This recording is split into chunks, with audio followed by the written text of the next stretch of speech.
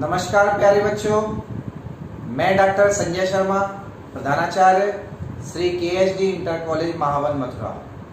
बच्चों, माध्यमिक शिक्षा विभाग उत्तर प्रदेश द्वारा आयोजित ऑनलाइन कक्षाओं के अंतर्गत कक्षा 11 की संस्कृत विषय की कक्षा में आप सभी का स्वागत करता हूँ। बच्चों, आज हम इस कक्षा में कक्षा 11 में गद्य खंड के अंतर्गत निर्धारित चंद्रापीड़ कथा के कुछ अंशों का अध्ययन करेंगे।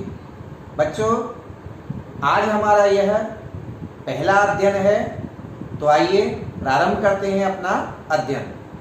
बच्चों, प्रयोजनम अनुद्देश्य मंदोऽपि न प्रवर्तते, अर्थात बिना प्रयोजन के कोई मंदबुद्धि व्यक्ति भी किसी कार्य में नहीं लगता है।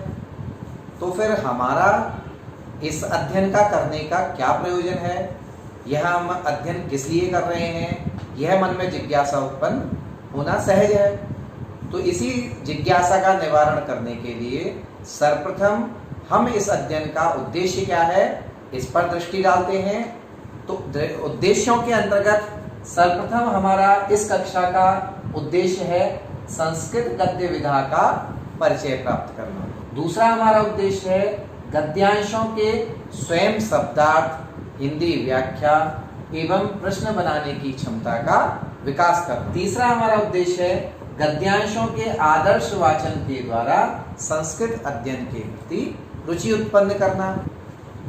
चौथा हमारा उद्देश्य है, जो सबसे महत्वपूर्ण उद्देश्य है, वह है भावी परीक्षा में अंक विभाजन के अनुसार, यानी कि किस प्रश्न को कितने अंक हैं, कितने अंकों में वह प्रश्न निर्धारित किया गया है, यह दृष्टि में रखकर हम उसकी तैयारी करेंगे और उसका उत्तर हम उसी अनुसार लिखेंगे कि अंक कितने निर्धारित हैं, उसके अनुसार उसका उत्तर लिखेंगे। तो हमें यह ज्ञात होगा कि हमें कितना समय किस प्रश्न के उत्तर के लिए देना है। तो यह हमारा सबसे महत्वपूर्ण भी उद्देश्य है। हमारा जो आज का व्याख्यान है, इस व्याख्यान के अंतर्गत हम पुनरावलोकन देखेंगे। दूसरा हमारा व्याख्यान के अंतर्गत हम गद्यांश का वाचन करेंगे। तीसरा हम इस गद्यांश को पढ़ने के साथ साथ काठिन्य निवारण करेंगे। इस गद्यांश की उसके उपरांत हम हिंदी व्याख्या करेंगे। इसके पश्चात व्याकरणात्मक टिप्पणी के अंतर्गत हम शब्द किस प्रकार से बने हैं, उन शब्दों में क्या संधि है, क्या समास है, क्या प्रत्यय है, क्या उपसर्ग है, इन सब पर विचार करते हैं। फिर इसके पश्चात संबंधित प्रश्नोत्तर और अंत में हम अभ्यास कार्य करेंगे। तो बच्चों, इस प्रकार से ये व्याख्यान परिचय हमारा यह है। गद्यांश संख्या 1 से लेकर गद्यांश संख्या 24 तक हमने पढ़ा है। इस गद्यांश संख्या 1 जो प्रारंभ होता है आसीत पुरा शूद्रको नाम राजा, यहाँ से इस 1 नंबर गद्यांश प्रारंभ होता है। और 24 नंबर गद्यांश जो है वो समाप्त यहाँ पर होता है समुद्घुष्यमाण जय शब्दः सिंहासनम आरूढ़। यहाँ तक 24 नंबर जो गद्यांश है ये होता है। तो इस 1 से लेकर 24 नंबर गद्यांश तक जो हमने पढ़ा है, एक बार संक्षिप्त में उसको देख लेते हैं सारांश रूप में। तो देखिए, सबसे पहले इसमें हमने पढ़ा था कि एक राजा होता है, विदिशा का राजा शूद्रक होता है।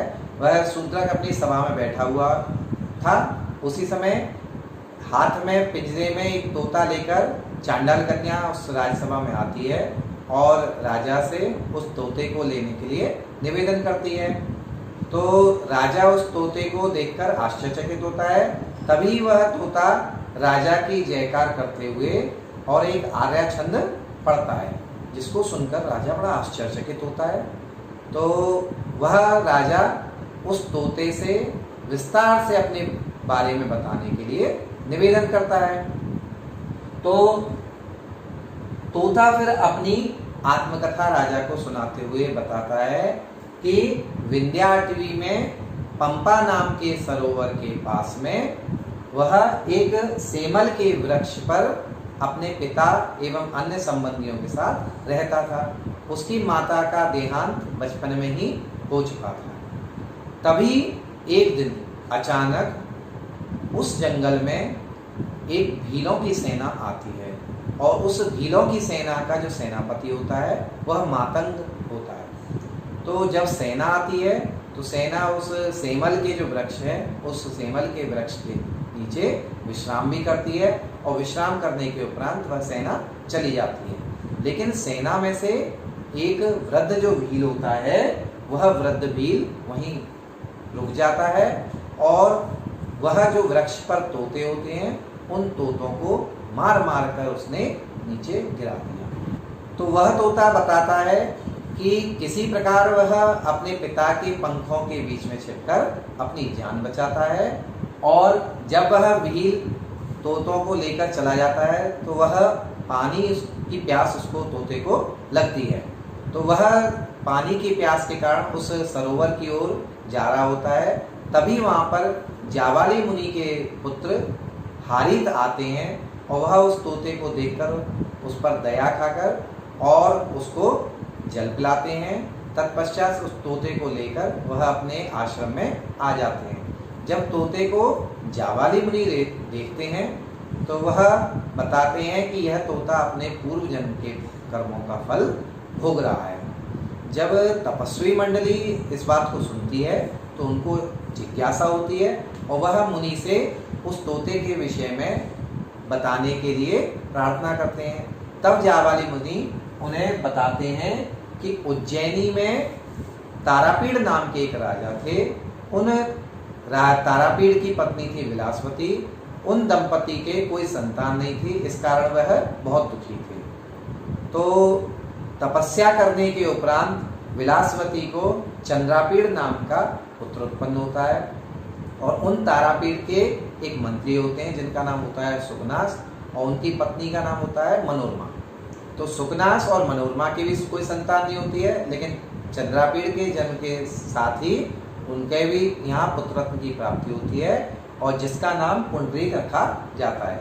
चंद्रापीड़ और पुंडरीक में मित्रता होती है और बाल्यकाल से ही वह दोनों साथ साथ रहते हैं। उनकी शिक्षा दीक्षा भी एक साथ ही होती है।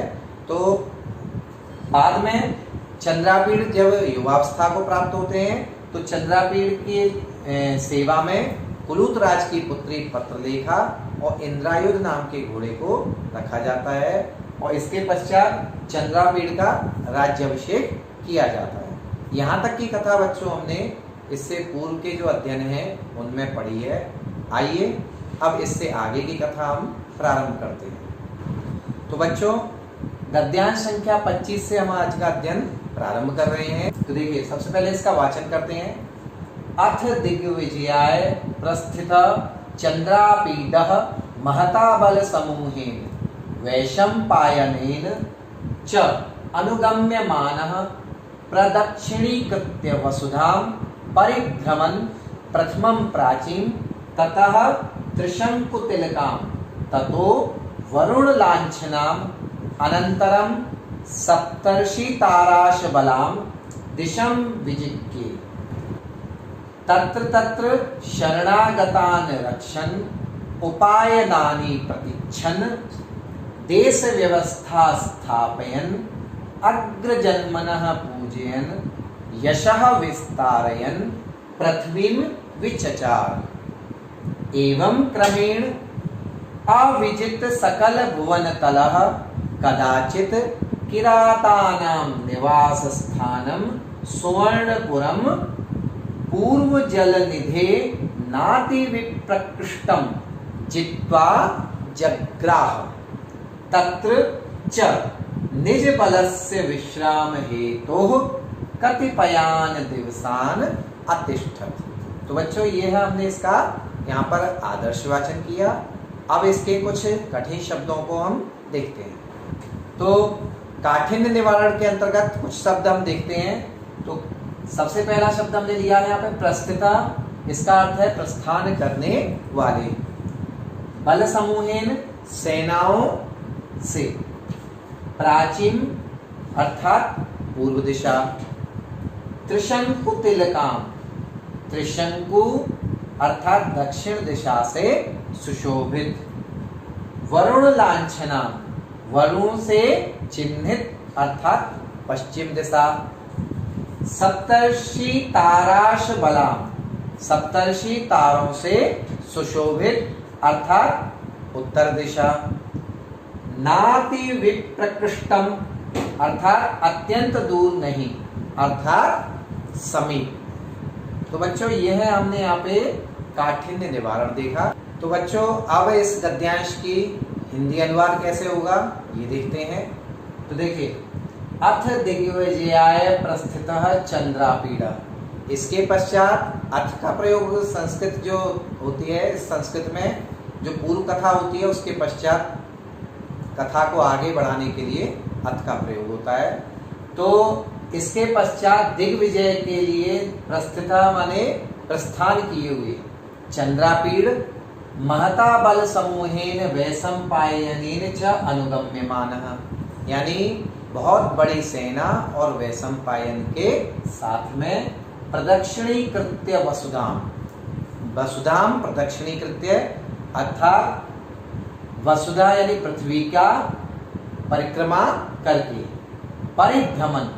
भ्रमण करते हुए सर्वप्रथम उन्होंने प्राचीन अर्थात पूर्व दिशा को, ततः इसके पश्चात त्रिशंकुतिलकाम अर्थात दक्षिण दिशा को, ततो माने इसके पश्चात क्रमशः उन्होंने वरुण लांछना यानी पश्चिम दिशा को, और अनंतरम सप्तर्षि ताराश बलाम, और अनंतरम माने सबसे अंत में उन्होंने उत्तर दिशा को विजिज्ञे माने जीत लिया। तत्र तत्र शरणागतान रक्षण, और जीतने के उपरांत वहां वहां जहां जहां उन्होंने जीता वहां वहां शरणागतान रक्षण, जो शरण में आए हुए हैं उनकी रक्षा करते हुए, उपायनानि प्रतीक्षण, उनसे भेंटें स्वीकार करते हुए, उपायनानि का अर्थ यहाँ पे भेंटें हैं, तो उनसे भेंटें स्वीकार करते हुए, उपहार स्वीकार करते हुए, देश व्यवस्था स्थापयन, देश में व्यवस्था की स्थापना करते हुए यानी देश की व्यवस्था संपन्न करते हुए, अग्रजन्मनः पूजयन, अग्रजन्म कहते हैं ब्राह्मणों को, तो जो पुरोहित हैं ब्राह्मण हैं उनकी पूजा करते हुए, यशः विस्तारयन, यश का विस्तार करते हुए, पृथ्वी विचचार यानी पृथ्वी पर उन्होंने भ्रमण किया। एवं क्रमेण, इसी क्रम में, इसी प्रकार क्रम से अविजित सकल भुवन तलः, सारे भुवन तल यानी सारी पृथ्वी को, अविजित माने जिसने जीत लिया है, ऐसे चंद्रापीड़, ऐसा चंद्रापीड़ कदाचित किरातानाम निवास स्थानम सुवर्णपुरम, और पूर्व जलनिधि नाति विप्रकृष्टम, कदाचित माने किसी समय जो चंद्रापीड़ है वह चंद्रापीड़ किरातानाम निवास स्थानम, किरातों की निवास भूमि यानी जहां पर किरात रहते थे, और वो किरात कहां पर रहते थे, सुवर्णपुरम, स्वर्णपुर नाम के स्थान पर वो किरात रहते थे।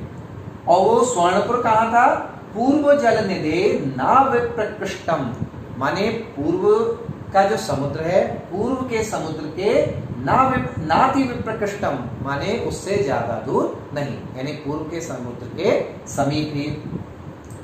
जित्वा जग्राह माने उस स्वर्णपुर को उन्होंने, चंद्रापीड़ ने जीतकर, और जग्राह माने अपने अधिकार में कर लिया।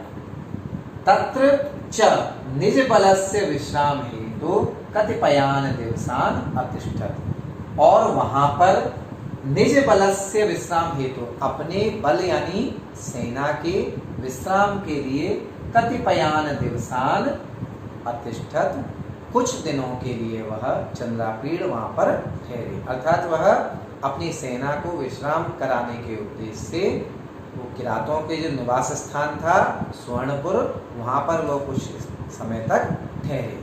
तो ये बच्चों इस प्रकार से हमने ये इस 25 नंबर गद्यांश का यहाँ पर हिंदी अर्थ देखा। अब इस गद्यांश से संबंधित व्याकरणात्मक टिप्पणी किस प्रकार है वह देखते हैं। तो बच्चों व्याकरणात्मक टिप्पणी के अंतर्गत सबसे पहले हम देखते हैं दिग्विजयाय। ये दिग्विजय शब्द मूल है उस दिग्विजय शब्द में चतुर्थी विभक्ति एक वचन लग के दिग्विजयाय शब्द बना है। दूसरा शब्द है प्रस्थिता। प्रस्थिता शब्द में क्या प्रत्यय है, क्या उपसर्ग है? देखिए प्र यहाँ पर उपसर्ग है, स्था धातु है और कत प्रत्यय जो भूतकाल के लिए प्रयोग होता है वह कत प्रत्यय यहाँ पर है। त्रिशंकु तिलकाम। त्रिशंकु तिलकः यस्याः ताम। यहाँ पर बहुब्रीहि समास है, बहुब्रीहि समास होकर त्रिशंकु तिलकाम शब्द बनता है। परिभ्रमण। परिभ्रमण शब्द में परि उपसर्ग है, भ्रम धातु है और क्षत्रिय प्रत्यय से परिभ्रमण शब्द निष्पन्न होता है। अविजित सकल भुवन तलः। अविजितम सकल भुवन तलम येन सह। यह बहुब्रीहि समास का यहाँ पर उदाहरण है, तो इसका विग्रह इस प्रकार से हुआ, अविजित सकल भुवन तलम येन सह। जित्वा। ये शब्द कैसे बना है? जी धातु में और कत्वा प्रत्यय लगकर जित्वा शब्द निष्पन्न होता है। अतिष्ठत शब्द कैसे बनता है? देखिए अतिष्ठत स्था धातु होती है इसमें मूल, और स्था धातु में लंग लकार प्रथम पुरुष एक वचन में अतिष्ठत शब्द बनता है। पहला प्रश्न इसमें बना है, कहा दिग्विजयाय प्रस्थितः। तो इसका उत्तर बनेगा चंद्रापीडः दिग्विजयाय प्रस्थितः। दूसरा प्रश्न यहाँ पे बना, चंद्रापीडः केन अनुगम्यमानः दिशम विजिज्ञे। तो इसका उत्तर बनेगा चंद्रापीडः बल समूहेन वैशंपायनेन च अनुगम्यमानः दिशम विजिज्ञे। तीसरा प्रश्न हमारा बनेगा इस पर, चंद्रापीडः केशाम रक्षाम अकरोत्। तो इसका उत्तर बनेगा चंद्रापीडः शरणागतानां रक्षाम अकरोत्। चौथा प्रश्न बना, किरातानां निवास स्थानम सुवर्णपुरम कः जित्वा जग्राह। तो इसका उत्तर बनेगा किरातानां निवास स्थानम सुवर्णपुरम चंद्रापीडः जित्वा जग्राह। और इसी प्रकार से पांचवा प्रश्न इस पर बनेगा, चंद्रापीडः कस्य विश्राम हेतु तत्र अतिष्ठत।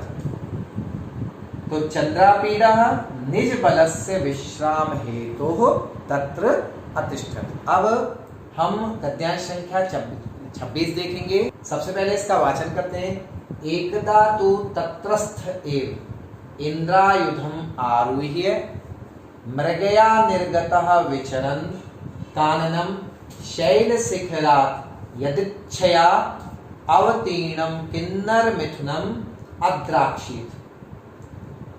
अपूर्व दर्शनतया तु समुपजात कुतूहलः कृतग्रहणाभिलाषः तत्समीपम् उपसर्पन् अदृष्ट पूर्व पुरुष दर्शन त्रासात् पलायमानं तत् सुदूरम अनुससार। इदं ग्रहीतम इति अतिरवसाकृष्टचेताः महाजवतया तुरंगस्य तस्मात् प्रदेशात् असहाय 15 योजन मात्रम सम्मुखापतितम् अत्युच्छ्रितम् अचल शिखरम आरुरोह। तो बच्चों ये हमने इस प्रकार इसका वाचन किया। इस गद्यांश पर कठिन शब्द किस प्रकार हैं, कुछ से मैंने शब्द लिए यहाँ पर। तो देखिए सबसे पहला आरोही है, इसका अर्थ होगा सवार होकर। शैल शिखरात पर्वत की चोटी से। यदृच्छया अर्थात स्वेच्छा से। अद्राक्षित देखा। कृत ग्रहणाभिलाष पकड़ने की इच्छा रखने वाला। अदृष्ट पूर्व पुरुष दर्शन त्रासात अर्थात पहले ना देखे हुए पुरुष को देखने के भय से। अतिरवसाकृष्ट चेता बहुत वेग से आकृष्ट चित्त वाला। अत्युच्छ्रितम अर्थात अत्यंत ऊंचे। तो बच्चों ये कठिन शब्द हमने यहाँ पर देखे हैं। कुछ शब्द मैं आपको अध्ययन के मध्य में ही उनके अर्थ बताता रहूंगा। तो इस प्रकार से काठिन्य निवारण हमारा यहाँ पर ये हुआ है। अब इस गद्यांश का हिंदी अनुवाद या हिंदी व्याख्या हम देखते हैं। तो देखिए, एकदा तु तत्रस्थ एव इंद्रायुधम आरुह्य मृगया निर्गता विचरन्। एकदा अर्थात एक बार तत्रस्थ एव वहीं पर स्थित, वो चंद्रापीड़ का यहाँ पर कहानी आ रही है जो अपने इससे पूर्व के गद्यांश में पढ़ी थी। वह चंद्रापीड़ वहाँ किरातों की नगरी सुवर्णपुर में अपनी सेना के साथ निवास कर रहा था। तो वहां पर तत्रस्थ इसलिए वहां पर यहाँ पर प्रयोग हुआ है कि वहीं पर रहते हुए इंद्रायुधम आरुह्य, इंद्रायुध पर चढ़कर, इंद्रायुध जो घोड़े का नाम है यहाँ पर चंद्रापीड़ के, उस इंद्रायुध घोड़े पर आरुह्य माने चढ़कर मृगया निर्गतः विचरन्, मृगया बोलते हैं शिकार, शिकार के उद्देश्य से निकला हुआ और घूमते हुए, काननम माने वन में, शैल शिखरात यदृच्छया अवतीर्णम, शैल शिखरात यानी पर्वत की चोटी से, यदृच्छया यानी स्वेच्छा से, अवतीर्णम स्वेच्छा से, अवतीर्णम माने उतरे हुए या निकले हुए, किन्नर मिथुनम अद्राक्षित, किन्नर के एक मिथुन माने जोड़े को उस चंद्रापीड़ ने यहाँ पर देखा। अपूर्व दर्शनतया तु समुपजात कुतूहल, अपूर्व दर्शनतया इसका अर्थ हुआ जिसे पहले नहीं देखा है। तो चंद्रापीड़ ने किन्नर युगल को देखा, लेकिन उसने पहले कभी इस तरह का किन्नर युगल नहीं देखा था, किन्नर का जोड़ा इस प्रकार से उसने नहीं देखा। तो उसे किन्नर के जोड़े को देखकर समुपजात कुतूहल यानी उसको देखकर उसको चंद्रापीड़ को जिज्ञासा उत्पन्न हुई, कुतूहल उत्पन्न हुई। तो कुतूहल जब उसको उत्पन्न हुआ है तो कृत ग्रहणाभिलाष, उसको पकड़ने की इच्छा से उसने उसको किन्नर युगल को पकड़ना चाहा। तो तत्समीपम उपसर्पण, उसके पास पहुंचकर, जैसे ही वह उसके पास पहुंचा है किन्नर के जोड़े के, तो किन्नर युगल ने देखा अदृष्ट पूर्व पुरुष दर्शन त्रासात, जिस पूर्व पुरुष को उसने किन्नर युगल ने पहले नहीं देखा था, ऐसे किसी पुरुष को ना देखने के कारण वहां पर जब उसने किन्नर युगल ने देखा तो वो घबरा गए, भय से युक्त हो गए, त्रासात मने भय से, पलायमानम भागते हुए, तत् सुदूरम अनुससार, उस किन्नर युगल का चंद्रापीड़ ने सुदूरम बहुत दूर तक अनुससार माने पीछा किया, यानी उसके किन्नर युगल के पीछे पीछे गया। इदम ग्रहीतम, ये पकड़ा, चंद्रापीड़ सोच रहा है अब पकड़ा, लेकिन इति रवसाकृष्ट चेता, यानी अत्यंत ही मतलब उसको पकड़ने में इतना मग्न हो गया है, तो इतने मग्न चित्त वाला महाजव तया तुरगस्य तस्मात् प्रदेशात्, और घोड़े की अत्यंत वेग के कारण, घोड़ा भी बहुत तेज चल रहा था इंद्रायुध उसका चंद्रापीड़ का, तो उस घोड़े के अत्यंत वेग के कारण तस्मात् प्रदेशात् असहाय, उस प्रदेश से यानी उस स्थान से जहां पर चंद्रापीड़ रह रहा था, उस स्थान से असहाय माने अकेला, उस स्थान से अकेला ही चंद्रापीड़ आया है, तो यहाँ पर असहाय का प्रयोग हुआ है, यानी उस स्थान से अकेला ही 15 योजन मात्रम, 15 योजन दूर, वह सम्मुखापतितम अत्युच्छितम अचल शिखरम आरोह, यानी भागते भागते पीछा करते करते सामने की ओर बहुत ही ऊंचे और एक पर्वत के शिखर पर आरोह माने वह चंद्रापीड़ चढ़ गया है। अब इस पर व्याकरणात्मक टिप्पणी किस प्रकार से बनेगी वह देखते हैं। तो आइए तो देखते हैं कुछ शब्दों की व्याकरणात्मक टिप्पणी। तो देखिए, सबसे पहला हमने शब्द यहाँ पे लिया है आरोह्य। ये आरोह्य शब्द किस प्रकार से बनता है? आ उपसर्ग है, यहाँ पर आ या आंग भी बोलते हैं इसको, आ उपसर्ग है, रुह धातु है और ल्यप प्रत्यय से मिलकर आरोह्य शब्द निष्पन्न होता है। विचरण वी उपसर्ग होता है, चर धातु होती है इसमें और क्षत्रिय प्रत्यय लगकर विचरण शब्द बनता है। समुपजात कुतूहलः अर्थात समुपजातम कुतूहलम यस्य सह, ये बहुब्रीहि समास का यहाँ पर उदाहरण है। कृतग्रहणाभिलाष अर्थात कृताग्रहणस्य अभिलाषा येन सह, यह भी यहाँ पर बहुब्रीहि समास का ही उदाहरण है। इदम, ये इदम सर्वनाम किस प्रकार से बनता है? क्योंकि यहाँ पर मूल इदम सर्वनाम है और उससे प्रथमा व्यक्ति और द्वितीय व्यक्ति में इदम शब्द बनता है। अत्युच्छ्रितम, ये शब्द किस प्रकार से बनता है? देखिए, अति धन उच्छ्रितम, यहाँ पर यण संधि हुई है जो स्वर संधि के अंतर्गत आती है। और यण संधि किस प्रकार से हुई है? देखिए, अति में ई की मात्रा आ रही है अंतर में, और उच्छ्रितम में आरंभ में उ आ रहा है। तो जब ई के आगे असमान स्वर आता है तो वहां पर यण संधि होती है। इसका सूत्र होता है इको यणची। तो इस प्रकार से यहाँ पर ई के स्थान पर य हो गया है और यण संधि यहाँ पर हुई है। तो बच्चों, इस प्रकार से हमने यहाँ पर कुछ शब्दों की व्याकरणात्मक टिप्पणी देखी है। आप इसी प्रकार से और भी कुछ शब्दों की व्याकरणात्मक टिप्पणी स्वयं भी कर सकते हैं और स्वयं उनका अभ्यास कर सकते हैं। तो बच्चों, अब इस गद्यांश पर प्रश्नोत्तर किस प्रकार से बनेंगे उनको हम देखेंगे। कुछ संभावित प्रश्नों को यहाँ पर मैंने लिया है। आप इसी प्रकार से छोटे छोटे प्रश्न आप स्वयं भी बनाकर और उनका भी अभ्यास कर सकते हैं। तो देखिए, पहला मैंने यहाँ पे प्रश्न लिया है, चंद्रापीड़ा किम अद्राक्षित। इसका उत्तर बनेगा चंद्रापीड़ा किन्नर मिथुनम अद्राक्षित। दूसरा प्रश्न है, चंद्रापीड़ा कम आरूह्य किन्नर मिथुनम अद्राक्षित। तो इसका उत्तर बनेगा चंद्रापीड़ा इंद्रायुधम आरूह्य किन्नर मिथुनम अद्राक्षित। तीसरा यहाँ पे प्रश्न दिया मैंने, अपूर्व दर्शनतया समुपजात कुतूहलः कः। तो इसका उत्तर बनेगा अपूर्व दर्शनतया समुपजात कुतूहलः चंद्रापीडः। चौथा प्रश्न यहाँ पर मैंने लिया है, चंद्रापीडा कम आरूरोह।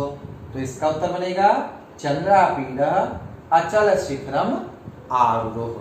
तो बच्चों, यहाँ उदाहरण के लिए मैंने कुछ प्रश्न लिए हैं, आप और भी प्रश्नों का अभ्यास कीजिए। बच्चों, कहा गया है कि करत करत अभ्यास के जड़मत होत सुजान, रसरी आवत जावत ते सिल पर पड़त निशान।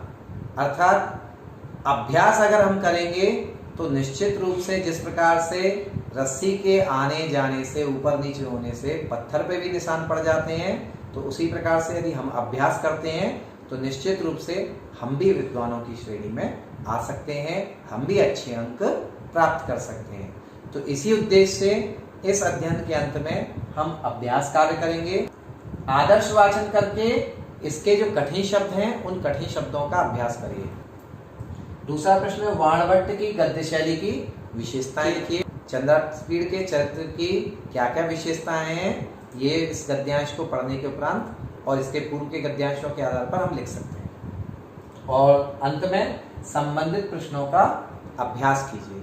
जो संबंधित प्रश्न बनते हैं इस पर, जो हमने बनाए हैं वह, और आप स्वयं भी अपने आप बनाकर इन संबंधित प्रश्नों का अभ्यास करें। और जितना आप अभ्यास करेंगे उतना ही आपके लिए लाभप्रद रहेगा। तो बच्चों, आज के इस अध्ययन में हमने गद्यांश संख्या 25 और गद्यांश संख्या 26 का अध्ययन किया, उसके काठिन्य निवारण किया, उसका आदर्श वाचन किया, व्याकरणात्मक टिप्पणी देखी, उससे संबंधित प्रश्नोत्तर करे और अभ्यास कार्य किया। तो इस प्रकार से हमने यह गद्यांश पढ़ा।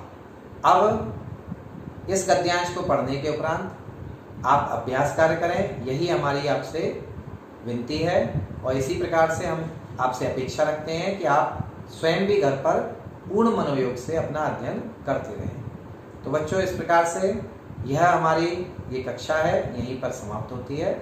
सभी को पुनः मेरा प्रणाम।